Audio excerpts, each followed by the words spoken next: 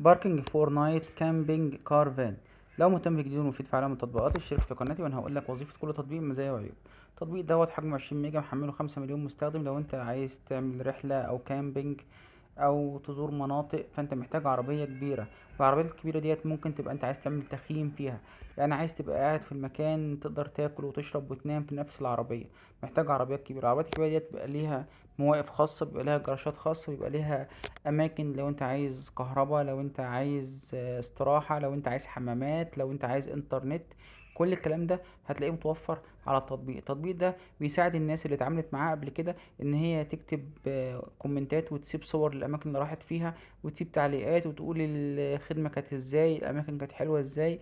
تقدر عن طريق التطبيق دوت ان انت تأجر عربية زي كده وتروح بيها اي مكان يخطر على بالك. التطبيق بيشتغل اوفلاين، لو انت عايز تحمل خريطة لمكان معين تبقى موجود فيه، لان مش كل الاماكن بيبقى فيها انترنت شغال على طول، فانت بتبقى محتاج تشغل الانترنت او تشغل الخريطة اوفلاين على وضع الاوفلاين عشان تقدر تستخدمها حتى لو مفيش انترنت.